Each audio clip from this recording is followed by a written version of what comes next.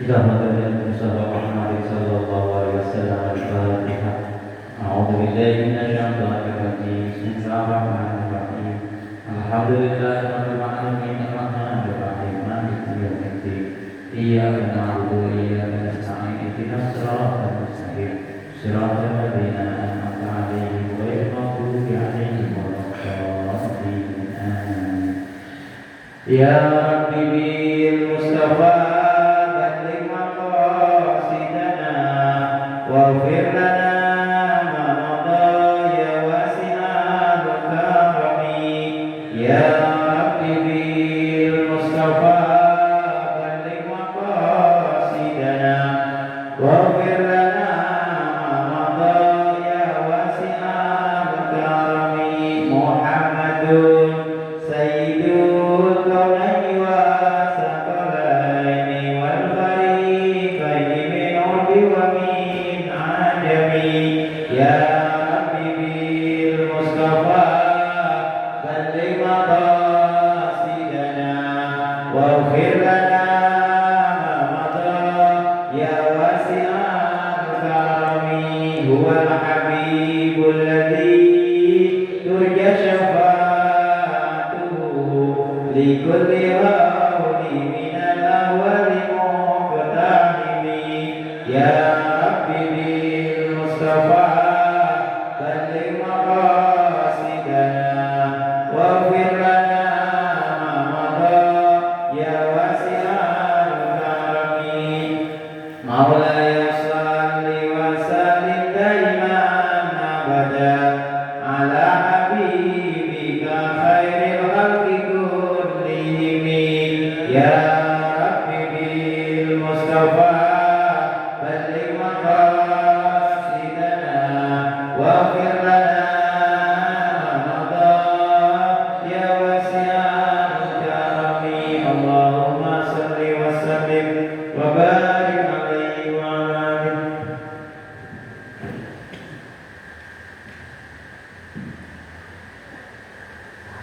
Bismillahirrahmanirrahim. Assalamualaikum warahmatullahi wabarakatuh. Bismillah walhamdulillah wassalatu wassalamu ala rasulillah sayyidina wa nabiyyina wa maulana Muhammad ibn Abdillah la hawla wa la quwwata illa billah.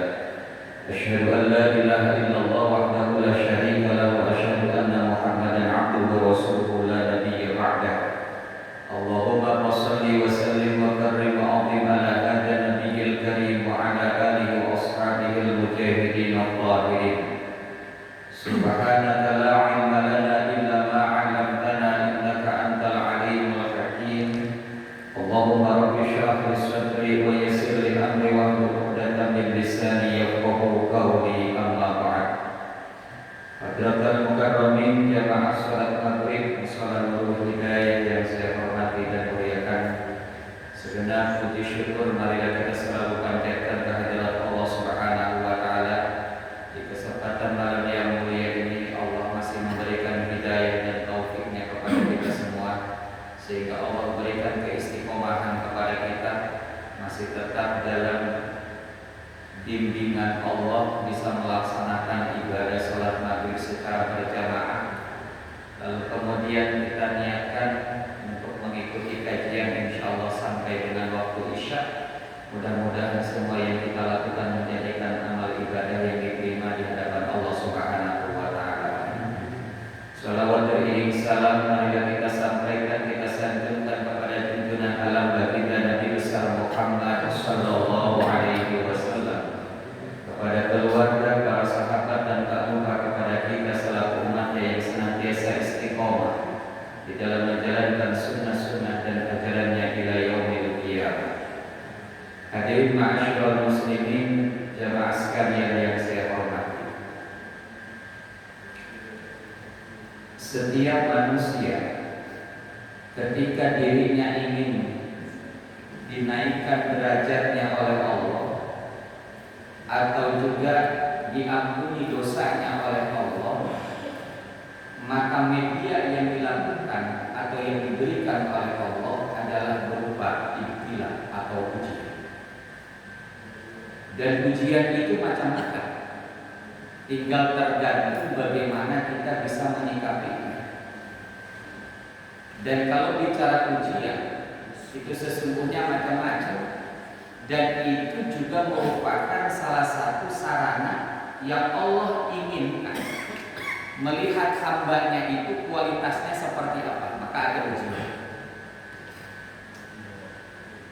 Oleh karena itu Al-Quran misalnya surah Al-Mulk, Allah Subhanahu wa taala telah berfirman, "Alladzi khalaqal mauta wal hayata liyabluwakum ayyukum ahsanu amala." Kalimat liyabluwakumnya itu.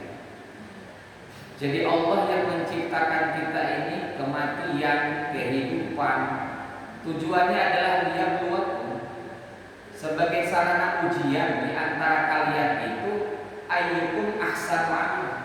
Ahsanu amala itu artinya amal-amalan yang berkualitas. Siapa sih di antara kalian yang memiliki amalan terbaik, amalan yang berkualitas, amalan yang sesuai dengan tuntunan Allah dan Rasulnya? Itu yang disebut dengan bahasa kita amal soleh.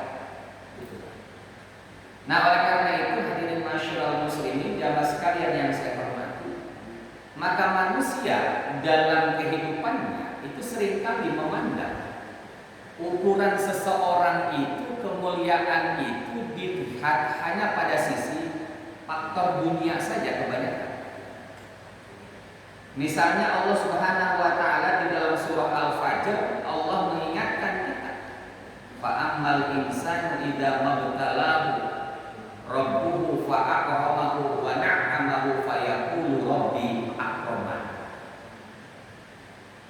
Maka apabila manusia diuji oleh Allah Subhanahu wa taala, ujiannya apa? Fa akramahu wa na'amahu, kemuliaan dan banyaknya kenikmatan yang diberikan oleh Allah. Lalu banyak di antara manusia yang mengatakan fa yaqulu rabbi akraman.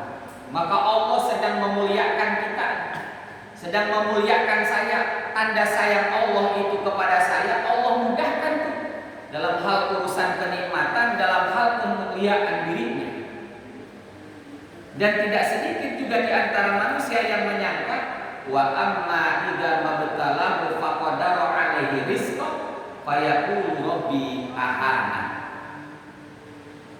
Ada di antara manusia yang kemudian mereka menyangka bahwa ketika Allah kurangi, ketika Allah agak persulit dalam hal persoalan rezeki, lalu kemudian mereka mengatakan fayaqulu rabbi ahana, Allah tuh sedang menghinakan saya.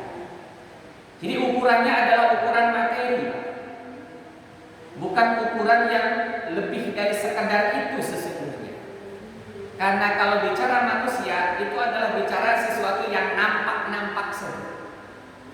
Padahal sesungguhnya, apakah ketika seseorang diberikan kesulitan dalam hal rezeki, ataukah ketika seseorang diberikan kemuliaan dan kemudahan dalam kenikmatan berupa materi, lalu kemudian itu berarti, gitu ya Pak ya, itu berarti bukan ujian, dua-duanya ujian. Kesenangan, anugerah itu ujian, lalu kemudian kesempitan, kesusahan, musibah juga ujian. Tinggal bagaimana kita cara memandangnya. Maka orang-orang saleh selalu ketika dirinya itu diberikan kenikmatan, ada kekhawatiran kenikmatan itu akan menimbulkan dirinya kepada istidraj, jauh dari Allah. Bukan bertambahnya nikmat itu bukan semakin dekat dengan Allah, tapi justru menjauhkan dirinya karena apa? Karena nikmat. Makanya ketika sahabat Sya'labah itu kan dalam riwayat datang kepada Nabi dalam kondisi memang susahnya melebihi daripada susahnya kita. Kalau Sya'labah itu sarung itu harus bergantian dengan istrinya. Nah kalau kita Mbak sarung sama kamu bergantian Pak, enggak. Istri kita punya sarung sendiri, kita punya sarung sendiri. Dan rata-rata kita punya sarung mungkin lebih daripada 3. Semiskin-miskinnya, misalnya sefakir-fakirnya orang hari ini, rasanya gitu ya Pak ya, tidak sefakir seperti model Sya'labah. Dan pada saat itu Sya'labah sudah sampai kepada Nabi, mendatangi Nabi, minta didoakan. Kenapa? Karena kalau Sya'labah itu selesai sholat tidak zikir seperti jamaah yang lain, seperti sahabat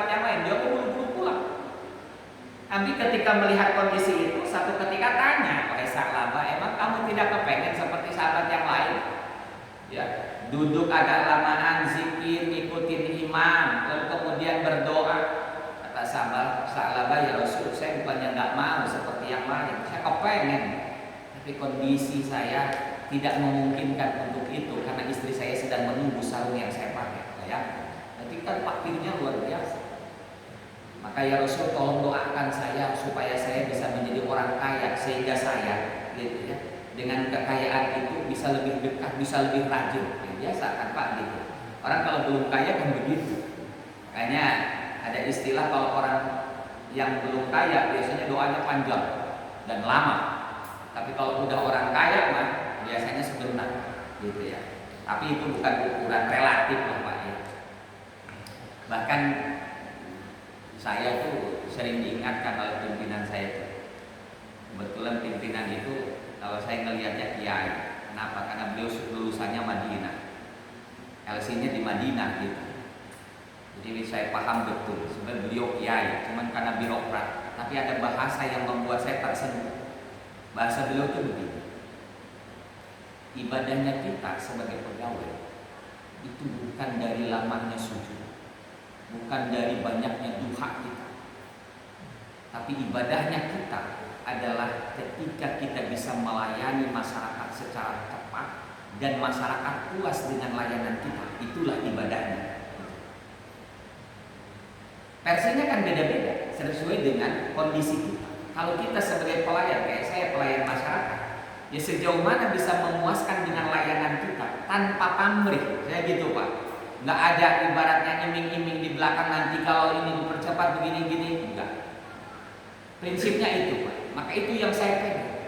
Jadi kalau sholat duha 2 rakaat yang kamu lakukan hanya sekedar menggugurkan daripada sunnah muakkadahnya duha itu, maka itu jauh lebih baik ketika layananmu itu kemudian memuaskan masyarakat dibandingkan dengan kau duha 8 rakaat tapi pelayananmu tak pernah memuaskan masyarakat. Itu yang saya pegang dan itu yang sering saya tularkan ke teman-teman itu. Jadi ukuran ibadah kita ini model pegawai itu bukan dari lamanya sujud, bukan dari banyaknya rakaat, tapi sejauh mana pelayanan kita kepada masyarakat memberikan yang terbaik, masyarakat puas. Maka bahasa agim itu 3M, 3S ya. Salam, sapa, senyum. Itu. Jadi kalau ada yang datang salam dulu. Habis salam disapa, lalu kemudian baru kita senyum atau senyum dulu baru sapa gitu. Jadi itu memiliki dampak luar biasa. Orang tuh puas dengan apa yang kita berikan. Walaupun ya ada hal-hal yang kemudian misalnya dirinya itu belum selesai misalnya, tapi dengan penerimaan kita. Karena kata kuncinya adalah diniatkannya ibadah. Apapun itu profesi kita, ketika diniatkannya ibadah, insya Allah akan jadi semua. Nah oleh karena itu hadirin sekalian yang saya hormati, jangan dikira orang yang di luaran sana, makanya ada bahasa orang Jawa itu apa? Nawang sinawang ya, sawang sinawang gitu. Kita kan kalau melihat tetangga tuh rasanya enak banget ya, tetangga saya tuh kerjanya di kantoran misalnya begitu, duitnya banyak. Giliran saya kayaknya mau dapat 100.000 aja susah betul gitu. Belum tentu Pak. Kita kan begitu, sawang sinawang begitu Pak. Bisa jadi dia lebih pusing daripada yang kerja, mohon maaf misalnya kerja yang secara fisik, karena dia kerjanya otak dan beresiko misalnya Pak. Misalnya seperti itu. Jadi kalau kita itu apa yang harus kita posisikan? Kalau bahasa saya, kita tuh harus banyak syukur saja. Syukur dengan apa yang ada pada diri kita. Syukur qanaah lah, itulah kuncinya. Kalau nggak begitu nih kehidupan ini Pak, capek. Gitu ya Pak ya. Ngejar jabatan, bela-belain, bayar ini, bayar itu. Ya. Ujung-ujungnya Pak apa Pak? KPK.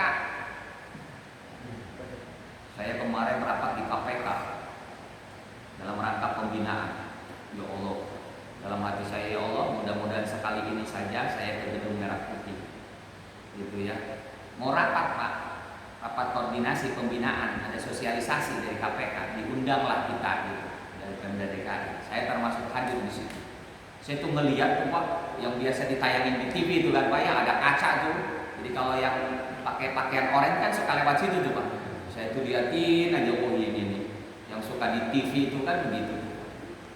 Dan memang luar biasa, nggak sembarangan. Kita masuknya di pintu yang mana, keluarnya beda lagi Pak. Pak Yaya, mudah-mudahan janganlah kita. Ya, saya bilang saya nggak apa-apa kesini lagi asal disuruh ngaji aja, khutbah nggak apa-apa gitu. Tapi kalau urusannya yang lain-lain, nauzubillah summa nauzubillah gitu ya. Walaupun itu sifatnya rapat, deg-degan Pak. Kemana mau ke KPK? Gitu ya. Nah Bapak-bapak hadirin jamaah sekalian yang saya hormati. Jadi kata kunci bagi kita adalah ketika melihat seseorang itu sesungguhnya adalah lebih kepada melihat diri kita. Harus banyak bersyukur. Dan ujian orang itu kan beda-beda Pak. Ada ujian itu melalui diri kita nih. Ada ujian itu melalui harta. Ada ujian itu melalui keluarga, kan begitu ya Pak ya? Beda-beda. Beda-beda. Maka dalam konteks bahasa ujian berupa musibah, makna musibah saja kata Imam Al-Maraghi itu kullu ma yu'dil insan fi nafsin aw malin aw ahlin qalla aw kasur.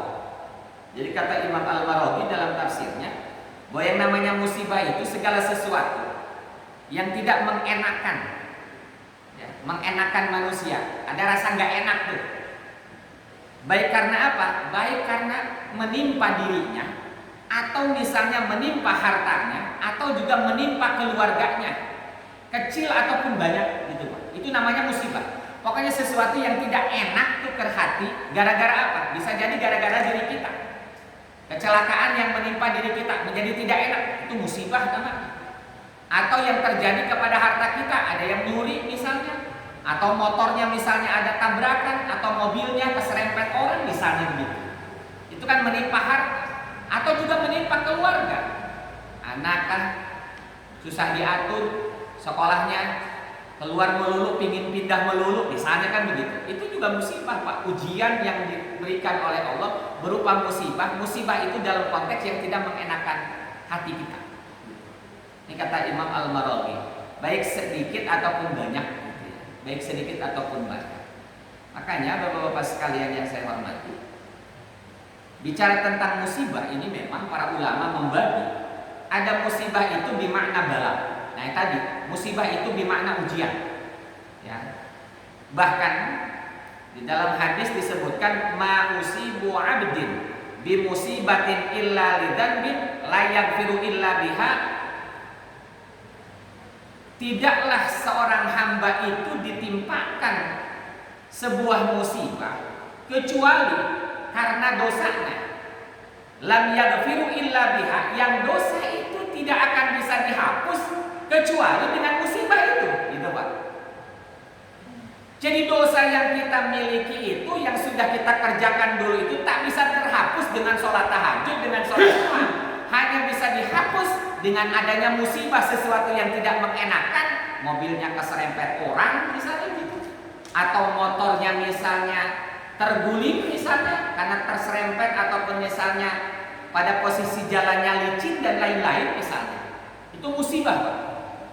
Yang Allah itu ingin bahwa dengan musibah itu seseorang itu tersadarkan sehingga menyebabkan dosanya diampuni oleh Allah Subhanahu wa taala. Itu bisa jadi Pak.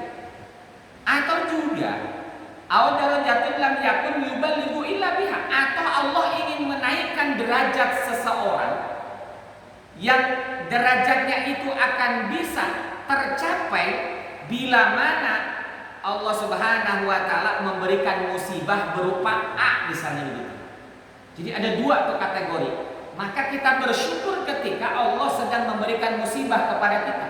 Bisa jadi Allah karena sayang kepada kita, sayangnya Allah kepada kita, Allah uji itu dengan adanya musibah. Yang musibah itu niatan bagi Allah itu dikhususkan untuk hambanya itu agar dosanya diampuni dengan sebab dia sabar ketika menerima musibah itu.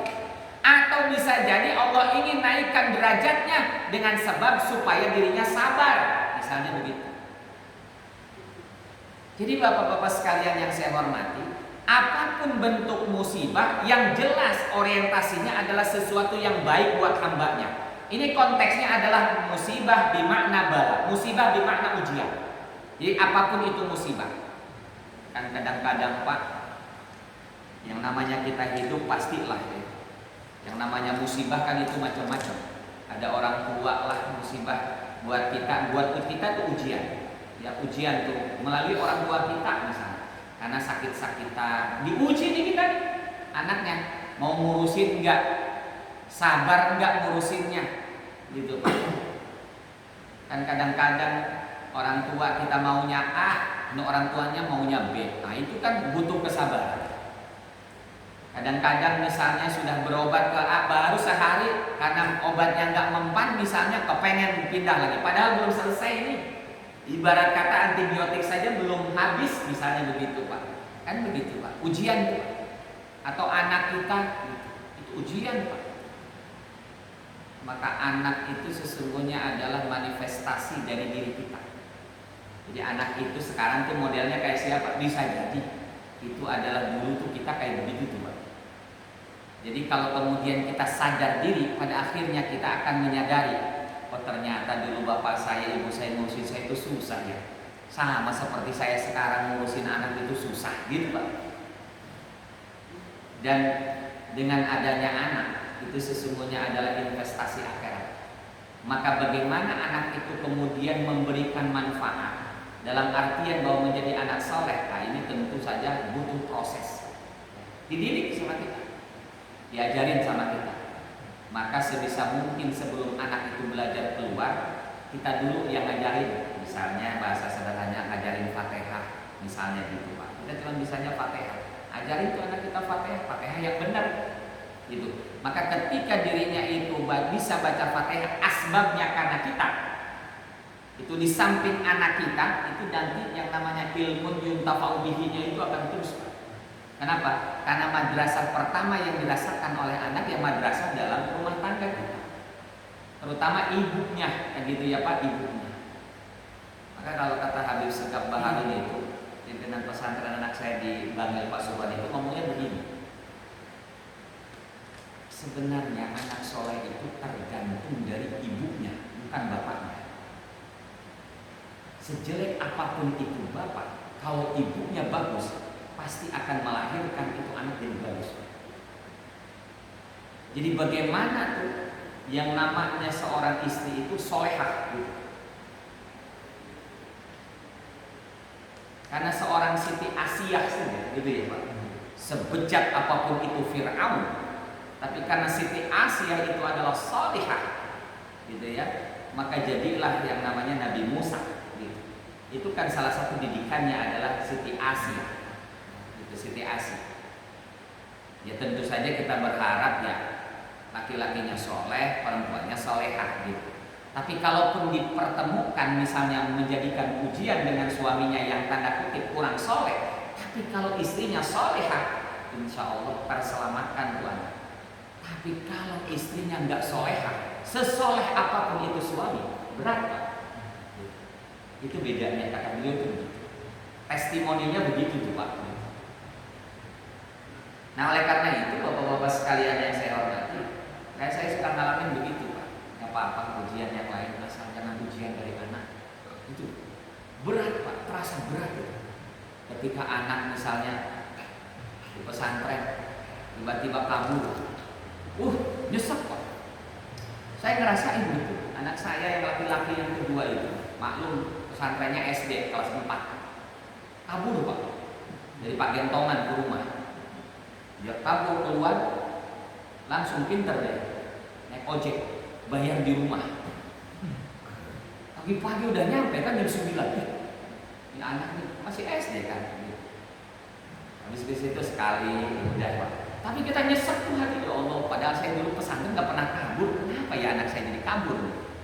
Kita telaahin gitu Pak ya. Baca istighfar, kirimin Fatihah. Makanya Pak, kalau kita punya anak yang sedang pesantren atau anak yang sedang sekolah, terutama ibunya, kata Ki Mahfuz Lirboyo, jika kita ingin punya anak soleh dan solehah, sering dibacain Fatihah setiap ba'da maghrib dan ba'da subuh 100 kali. Itu amalan buat ibu-ibu. Untung bukan bapak-bapak nih, kalau bapak-bapak repot juga kita 100 kali. Fatihah dikirimin Pak. Jadi kalau kita baca Fatihah kirimin atas nama anak kita gitu. Insya Allah Pak. Nurut Pak. Ya. Yang penting kita yakin. Kata kuncinya kan setiap amalan itu kan yakinnya Pak. Kalau kita nggak yakin ya susah. Gitu ya. Fatihah Pak.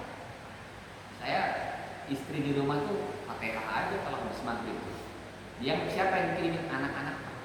Jadi ketika anak kita itu Pak di pesantrennya itu tenang, betah, tidak ada masalah gitu Pak. Seneng hati Pak. Ibarat kata dia minta apa aja turutin Pak. Karena dia juga sama-sama berjuang. Kita juga berjuang Pak, nahan hati. Rindu mah rindu Pak, sama dia juga sama kan begitu Pak. Jadi ini sama-sama sedang berjuang. Orang tua berjuang, anak juga berjuang. Bukan hanya di pesantren, yang di sekolah juga sama. Kita orang tua biaya, anak juga seperti itu. Makanya hebatnya di Cina Pak, pendidikan di Cina, sebelum mereka belajar dari kecil tuh Pak, sudah ditayangin tuh bagaimana orang tua dalam mencari nafkah itu untuk kemudian menyekolahkan dirinya dengan pekerjaan yang beraneka ragam dan susahnya luar biasa. Sehingga apa? Timbul dalam hatinya sebuah motivasi. Saya jangan sampai seperti ayah saya yang berat kerjanya. Saya harus lebih baik daripada ayah saya. Yang kemudian itu timbul semangat belajar. Coba, di Indonesia kan belum diterapkan begitu. Sebelum belajar ditayangin tuh dulu tuh orang tuanya kayak gitu tuh. Sehingga apa? Sehingga ada yang namanya dorongan diri, motivasi tentunya Pak ya. Dorongan dalam dirinya untuk kemudian agar kehidupannya bisa lebih baik. Itu bedanya kalau di kita sama di Cina. Cina kan majunya luar biasa Pak. Sekarang sudah jadi super power ngalahin Amerika kan Pak gitu ya. Kalau kita mengikuti perkembangan isu global hari ini kan seperti itu. Apa kata kuncinya? Ilmu, lagi-lagi ilmu Pak. Walaupun itu sering disebut hadis padahal bukan gitu ya. Utlubul ilma walau bisin itu ya. Jadi carilah ilmu sampai ke negeri Cina. Jadi ternyata bukan sekedar negeri Cinanya, tapi semangat dirinya dalam menggali ilmu itu yang kemudian patut untuk dicontoh itu Cina. Dan hari ini produk-produk kita tuh yang ada ini rata-rata semuanya produk Cina kan Pak gitu. Gak usah kita di Mekah ini semuanya produk-produk Cina Pak. Paling juga ada peci Bangladesh dan gitu. Paling mahalnya ya sajadah Turki gitu Pak. Selebihnya tuh Cina Pak semua Pak. Cina kurang apa? Mobil sekarang yang lagi laku itu sekarang tuh apa BYD itu? Itu mobil Cina Pak. Gitu. Teknologinya luar biasa mereka itu. Maka di kita kan sebenarnya mampu. Bahkan kalau kemudian itu dikembangkan, itu Indonesia itu zamannya almarhum Pak Harto dengan adanya B.J. Habibie pada saat itu kan kita sudah bisa membuat pesawat terbang Pak. Gitu lebih hebat lagi. Bukan sekadar yang di darat tapi yang di langit ibaratnya begitu Pak ya. Itu Indonesia itu sebenarnya. Cuman ya lagi-lagi orang di kita itu apa ya masalahnya tuh ya Pak. Kita boleh lihat orang yang maju gitu. Sehingga banyak orang-orang pintar di Indonesia pada kerjanya betah di luar negeri. Karena penghargaan terhadap orang yang berilmu itu luar biasa. Saya ketika ke Maroko 2023 yang lalu saya ke Maroko itu. Dan universitas tertua di dunia ada di Maroko, di Fes. Namanya Universitas Al-Qarawiyun. Ya. Itu UAS itu di sana, Darul Hadis itu di sana, di Maroko. Perjalanan itu dari Indonesia ini, kalau tidak salah dari Jakarta menuju Doha Qatar itu 9 jam. Lalu kemudian kita transit di situ, nunggu 3 jam. Berangkat lagi dari situ dari Doha sampai ke Casablanca. Casablanca itu ternyata rumah putih, belum tahu. Itu bahasa orang Sora. Casablanca itu artinya rumah putih karena rumahnya warnanya putih. Dan hebatnya di sana itu ada satu kotak itu semuanya warnanya merah bata semua Pak. Itu satu kotak sampai pom bensinnya semuanya warnanya begitu, sama semua itu. Dan itu ternyata yang namanya Maroko itu ujung daripada benua Afrika. Dia dekat ke Spanyol. Maka saya ketika pulang itu saya ke Spanyol, ke Madrid. Tapi cuma 2 jam doang saya di Madrid, di bandara, nggak keluar. Ya. Jadi dari Maroko ketika pulang itu ke Madrid. Dari Madrid itu baru ke Doha, dari Doha baru ke Jakarta. Itu saya sepanjang sejarah tuh naik pesawat baru kali itu mungkin. Paling lama naik pesawat. 18 jam di pesawat, ibaratnya kan begitu ya Pak, kan transit dulu nunggu 3 jam, ini perjalanan 21 jam ya. Dan kalau bicara ilmu, kata para ulama itu yang sudah mengenyam pendidikan di luar negeri, kalau bicara ilmu lebih enak sebenarnya belajar di Maroko. Saya melihat tenang betul, dan penghargaan terhadap orang Indonesia itu luar biasa Pak. Terkenal orang Indonesia itu pintar-pintar, bayangin Pak. Di luar negeri itu orang Indonesia itu terkenal kita, makanya kita harus bersyukur sebenarnya. Cuman masalahnya apa sih? Tidak diberikan kesempatan yang luas orang pintar itu. Gitu. Jadi sekarang itu dunianya beda, yang senang menjilat itu yang dipakai. Tapi orang yang pintar, yang jujur tersingkirkan Pak. Dan itu realitas zaman, itu ciri daripada akhir zaman itu begitu. Bapak-bapak sekalian yang saya hormati, kuncinya adalah di ilmu. Makanya kalau melihat orang-orang di sana, sebenarnya tidak lebih baik daripada kita. Tapi kenapa mereka bisa maju? Menghargai ilmu. Jadi di sana itu gaji guru yang ngurusin TK lebih tinggi dibandingkan dengan yang ngajar SMA ataupun SMA. Gede Pak gajinya. Nah, kalau kita kan kagak. Guru TK, guru madrasah diniyah emang gede Pak. Guru madrasah ibtidaiyah emang gede Pak. Kecil. Gitu ya. Ibarat kata cuma cukup hanya berapa hari doang mengikuti kondisi hari ini misalnya kan begitu. Tapi karena istiqomah Pak. Makanya kalau kata guru saya tuh di pesantren, orang-orang yang ikhlas itu sebenarnya lihatlah guru-guru ngaji yang ada di kampung-kampung yang sebulan itu digaji, bukan digaji sebenarnya. Ibarat kata itulah tanda sayangnya murid kepada gurunya lah gitu. Kalau bahasa di kampung itu istilahnya uang minyak. Saya dulu ingat betul karena bapak saya dulu guru ngaji Pak di kampung itu. Jadi kalau sebulan sekali itu ada istilah bayar uang minyak katanya gitu. Uang minyak doang karena dulu kan zamannya masih zaman minyak tanah Pak, bukan pakai listrik gitu ya. Tapi kan berkah itu ya. Ilmunya yang nempel-nempel itu yang begitu tuh Pak, gitu ya. Maka kalau hari ini Pak, mohon maaf, kalau nyari pondok itu bukan masalah bangunannya. Zaman dulu, kalau nyari pondok itu siapa kiainya. Kalau sekarang kan enggak. Siapa di mana, terus kemudian bangunannya kayak apa, fasilitasnya seperti apa, macam-macam kan hari ini. Sedikit saja kurang, protesnya luar biasa. Urusan makan nih Pak, sedikit aja kurang, orang tua tuh protes. Maka saya suka ingetin istri saya, jangan pernah protes sekali-kali ke pesantren, apalagi urusan makan. Ya, jangan protes, udah kita mah diam aja.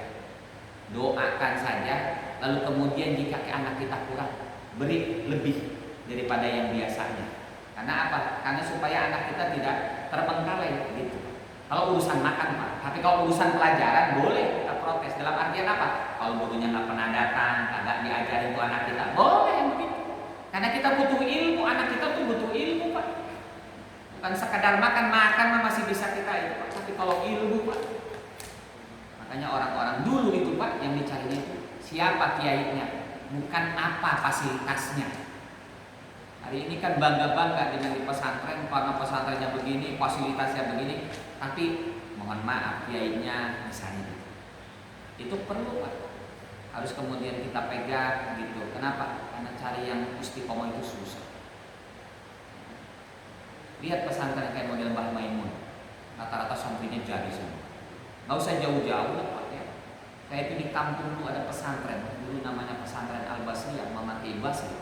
Itu sebandel-bandelnya santrinya, rata-rata jadi tokoh di kampungnya Pak. Sampai sekarang, gitu. Didikannya luar biasa. Itu yang saya lihat secara kasat mata di kampung saya sendiri, nggak usah jauh-jauh Pak. Jadi yang namanya santri, apalagi kalau sudah nurut sama kiai, jadi kayak gede bahasanya gitu. Artinya apa Bapak sekalian yang saya hormati? Maka wajib kita ingatkan kepada anak kita tentang pentingnya ketaatan kepada gurunya. Guru Pak. Jadi jangan dilihat kejelekannya. Maka kalau kita minta itu ya Allah, jangan kau perlihatkan aib guru saya di depan mata saya. Sehingga kalau kita ketika melihat guru itu tidak ada aib, maka yang ada pada akhirnya adalah takzim. Kan gitu ya Pak ya. Artinya kita sungkan kepada guru kita, pada akhirnya hormat kepada guru kita. Nah, oleh karena itu Bapak-bapak sekalian, maka sekali lagi salah satu ujian adalah bisa jadi lewat anak. Bisa jadi lewat anak. Jadi itu berat hari ini Pak. Terutama saya seringkali berulang-ulang mengingatkan, HP itu ujian Pak. HP itu ujian. Ya, ujian kita. Maka pandai-pandailah kita sebagai orang tua untuk mengatur bagaimana anak itu memakai media sosial, gitu ya. Jadi itu harus hati-hati. Jadi kembali lagi, musibah itu yang pertama adalah bermakna bala, artinya ujian. Yang kedua ada musibah bermakna iqab atau hukuman atau teguran. Jadi sesuai dengan firman Allah di dalam surah Ar-Rum, "Zuharul fasadu fil barri wal bahr bima kasabat aydin nas." Banjir yang sampai ke kita itu Bang, itu bisa jadi bukan hanya sekedar curah hujan saja, tapi bisa jadi karena ada perilaku-perilaku orang yang dengan tangannya itu menyebabkan orang lain terkena musibah akibat tangan dirinya. Hutan ditebangin, dibikinlah villa, kan begitu ya Pak.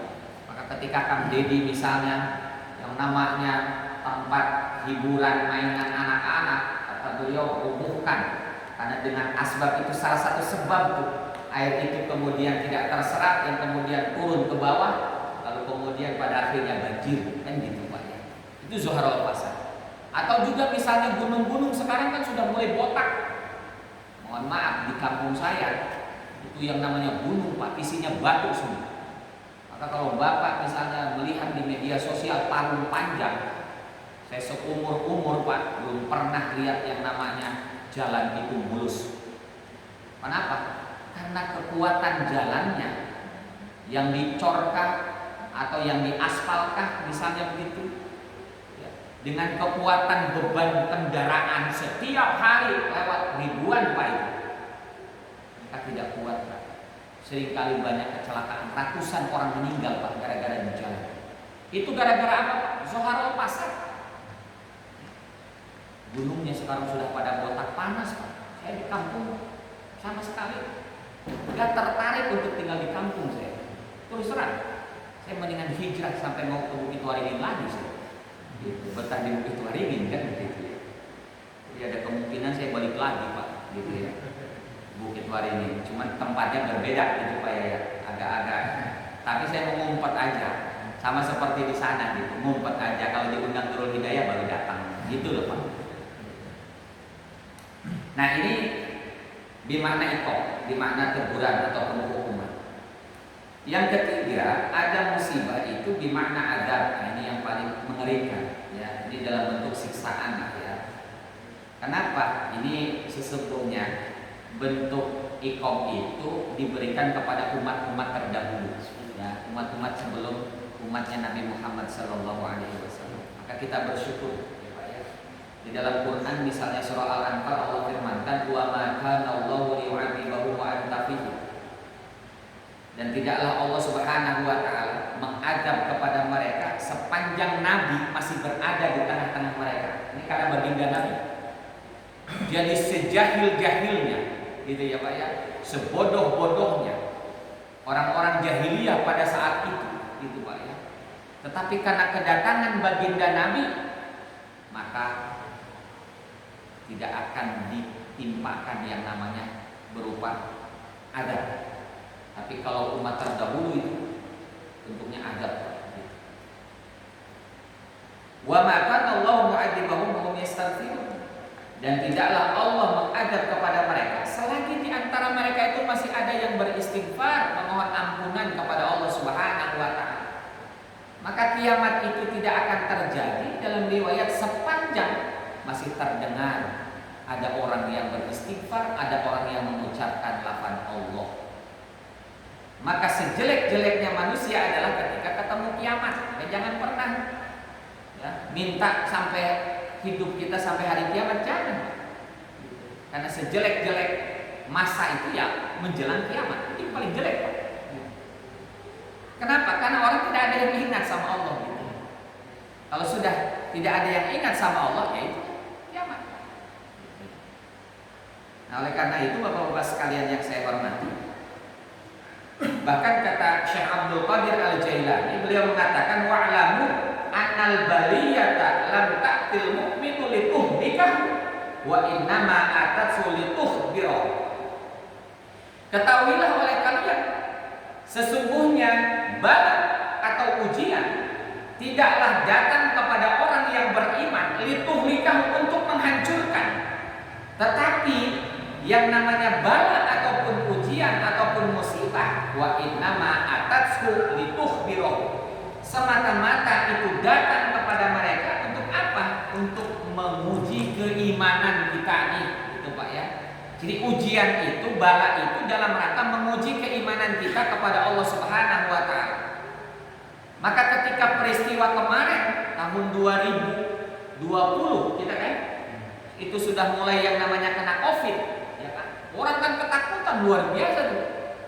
Tapi kan tertentu saja di daerah-daerah tertentu kagak ada tuh yang kepengaruh dengan adanya Covid, apalagi di kampung-kampung tuh, Pak. Gitu ya. Itu kan di kota-kota aja yang kita ketakutan luar biasa, Pak. Gitu. Dan kita juga bingung. Ya itulah yang namanya taun kali begitulah, Pak ya. Kalau dalam bahasa agama itu istilahnya taun, gitu ya, wabah. Ya wabah itu kan kayak begitu, Pak. Jadi kita jangankan kita mau keluar gitu lah, Pak ya. Kita sama sesama keluarga kita aja tuh, sama istri, sama anak aja kita renggang, kan repot juga kita suruh renggang sama istri kan, gitu ya. Makanya itulah salah satu di antara apa ya, ujian lah ya. Bagi orang-orang yang beriman dianggap sebagai ujian, gitu ya, dianggap sebagai ujian. Nah, bapak-bapak, jadi jamaah sekalian yang saya hormati, jadi ujian itu atau bala itu tidaklah untuk menghancurkan orang-orang yang beriman, tetapi dalam kerangka adalah kata Syekh Abdul Qadir Al-Jailani itu menguji keimanan kita. Maka ketika kita menghadapi yang namanya bala atau ujian, apa yang harus kita lakukan? Pertama adalah husnuzon dulu, berbaik sangka kepada Allah Subhanahu wa taala. Karena dengan adanya kita berbaik sangka, oh berarti Allah itu sedang uji saya supaya Allah bisa segera ampuni dosa-dosa saya, atau Allah mau menaikkan derajat kita. Jadi husnuzon saja, Pak, gitu. Jangan kemudian kita malah suuzon sama Allah. Allah tuh nggak sayang sama saya. Saya dari dulu hidupnya susah melulu. Kapan saya mau senangnya? Misalnya begitu. Yang pada akhirnya menjadi suuzon. Tapi kalau dikedepankannya adalah husnuzon, maka insya Allah itu akan menjadi sebuah ketenangan dalam menghadapi ujian itu dengan tenang. Artinya tidak gerasa gerusuk, tapi kita penuh dengan perhitungan. Maka sabar dalam konteks ini bukan berarti pasif, tapi sabar itu dalam konteksnya adalah aktif. Ketika ditimpa musibah, contohlah misalnya ketika kita sakit, maka sabarnya kita menerima sakit itu tentu samping kita doa, lalu kemudian kita ikhtiar. Ini masih dalam kerangka sabar. Jadi sabar itu tidak istilahnya pasif, tapi sesungguhnya adalah aktif dia. Jadi husnuzon kepada Allah Subhanahu wa taala. Yang kedua, dulu ya, kalau seseorang itu ditimpa musibah, apalagi yang namanya bala, yang namanya taun itu, Pak, ya, itu sesungguhnya agama itu sudah ngajarin. Nggak usah keluar, tapi di dalam saja. Jadi ada istilah bahasa kita tuh di karantina kan ya, Pak ya, gitu ya, atau lockdown. Cuma itu kan terkenal tuh lockdown, gitu ya Pak. Apakah lockdown lokal atau apa itu? Sama Pak, kalau kita misalnya nih, kita nih sakit nih Pak, sakit pilek saja ya melockdown diri kita, mengkarantina diri kita di kamar sendirian, ibaratnya gitu, jangan keluar. Karena kalau kemudian kita bersin-bersinkan, batukkan, virusnya itu menyebar kepada orang di luar kita, misalnya di istri kita, anak kita, sehingga yang sakit semuanya. Sederhananya kan begitu. Itu agama sudah mengajarkan begitu. Jadi jangan sampai kemudian kita keluar Tapi berdiamlah di tempat sambil ikhtiar mencari obat tentunya kan Pak begitu. Nah, Bapak-bapak jamaah sekalian yang saya hormati, dengan kita adanya husnuzon, lalu kemudian mengkarantina diri, lalu kemudian juga diupayakan ya, jangan sampai kemudian penyakit itu dibiarkan begitu saja, yang kemudian kita masuk kepada golongan Jabariyah. Ini kan dalam konteks teologi, dalam konteks tauhid itu, pelajaran tentang ilmu kalam itu, ada golongan Jabariyah, ada golongan Qadariyah, ada golongan ahli sunnah wal jamaah. Kalau golongan Jabariyah itu Pak, pokoknya saya sakit, saya apa, itu mah gimana Allah saya nggak kerja juga ntar juga Allah, gitu loh Pak ya, yang nyembuhin. Saya nggak, misalnya saya sakit, nggak usah lah beli obat, ntar juga sembuh sendiri kalau Allah punya mau, gitu Pak. Ini kelompok Jabariyah nih, gitu. Ini nggak boleh, bahasa sederhananya ini ekstrim kanan lah, gitu ya Pak ya. Ada juga yang ekstrim kiri, Qadariyah. Nggak ada tuh intervensi Allah tuh. Jadi saya sukses itu karena saya, karena kerja keras saya, bukan karena Allah tuh. Nggak ada ngaruh tuh, doa-doa tuh nggak ada ngaruh. Yang ada itu karena kerja keras saya mau belajar sungguh-sungguh, maka saya jadi orang sukses. Ini karena saya, ini kelompok Qadariyah. Tapi kalau ahli sunnah wal jamaah menggabungkan keduanya, ada peran daripada manusia, tapi pada endingnya diserahkan kepada yang memiliki kekuasaan atas kita, yaitu Allah. Gitu. Jadi di tengah-tengah tuh kalau ahli sunnah gitu ya. Jadi tidak 100% Qadariyah, tidak 100%, jadi 50-50. Ada peran kita sebagai manusia karena kita diberikan ya, potensi oleh Allah berupa panca indera gitu. Maka kita harus berikhtiar. Tetapi di balik ikhtiar kita itu ada keterbatasan. Maka ketika manusia ada keterbatasan, sudah mentok, serahkan sama yang punya solusi atas segala problema hidup kita. Sudah, serahkan. Itulah yang namanya tawakal. Kalau sudah mentok, serahkan sama Allah gitu Pak ya. Tapi kalau sepanjang belum mentok, terus usaha kita. Makanya kenapa kalau kemudian seseorang yang ketika misalnya melaksanakan tawaf itu harus 7 putaran, itu sebenarnya maknanya kata para ulama, ketika menghadapi hidup jangan pernah berhenti. Kalau kemudian kita mentok di satu sisi, cari celah yang lain, cari sampai 7 kali ibaratnya begitu. Kalau sudah 7 kali ibaratnya kita usaha Pak mentok, yang sini juga mentok sampai 7 kali, baru kita beralih Pak, ibaratnya begitu, beralih profesi. Itu makna kehidupannya begitu tuh Pak. Yang kedua maknanya yang namanya 7 putaran. Manusia itu pasti dia akan bertemu. Awalnya tiada, pasti akan bertemu dengan ketiadaan. Dalam artian apa? Kematian. Ujung-ujungnya begitu Pak. Jadi mau kemana saja kita pergi, ujung-ujungnya pasti kita akan bertemu dengan yang namanya mati. Maka mulai dari Hajar Aswad sampai kembali kepada Hajar Aswad. Kalau kita tawaf kan begitu maknanya. Yang ketiga maknanya, orang mati itu tidak akan lebih daripada 7 hari. Bisa jadi hari Senin, kalau nggak mati hari Senin ya hari Selasa. Kalau nggak hari Selasa begitu Pak. 7 hari itu Pak. Ya, di antara 7 nggak ada tuh hari ke-8. Pokoknya 7 hari gitu ya. Maknanya itu begitu ya. Dan banyak lagi kalau bicara tentang 7 Pak. Pemain sepak bola aja yang hebat nomor 7. Jadi kan begitu ya. Jadi Bapak-bapak sekalian yang saya hormati, itulah diantara ya makna kaitan dengan persoalan musibah ya, persoalan musibah. Mudah-mudahan musibah yang menimpa kita itu masih masuk dalam kategori musibahnya adalah dalam bentuk ya, bala, ujian. Karena kalau musibahnya dalam bentuk ujian tadi, berhusnuzonlah bahwa itu sarana dari Allah untuk apa? Menghapus dosa-dosa kita. Atau yang kedua, meningkatkan derajat kemuliaan kita di hadapan Allah Subhanahu wa Ta'ala. Dari sini ada yang mau ditanyakan Pak? Karena sudah waktu Isya atau cukup? Mudah-mudahan tidak puas Pak. Jadi nanti kan ngaji lagi. Kalau sudah puas kagak ngaji lagi kan gitu ya Pak ya. Insya Allah mudah-mudahan yang sedikit ini memberikan manfaat untuk kita semua.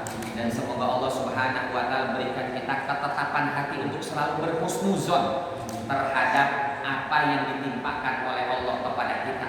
Dan mudah-mudahan musibah, andaikan musibah yang menimpa kita, apapun musibah itu, apapun bala yang menimpa kepada diri kita, maka maka mudah-mudahan menjadi sebab Allah ampuni dosa kita, Allah naikkan derajat kemuliaan kita di hadapan Allah Subhanahu wa taala. Terkhusus untuk orang-orang tua kita, terkhusus untuk anak istri kita, terkhusus untuk orang-orang yang dekat dengan kita. Mudah-mudahan selalu dan selalu mereka mendapatkan bimbingan dari Allah Subhanahu wa taala. Keluarga kita Allah jadikan keluarga sakinah mawaddah warahmah. Anak-anak kita menjadikan anak-anak yang saleh dan salehah. Dan mudah-mudahan lingkungan kita, tempat di mana kita berdiam diri, tempat di mana kita berinteraksi, selalu dan selalu mendapatkan curahan rahmat, berkah dan perlindungan dari Allah Subhanahu wa taala. Bismillahirrahmanirrahim. Al-Fatihah. A'udzubillahi minasyaitonir rajim. Bismillahirrahmanirrahim.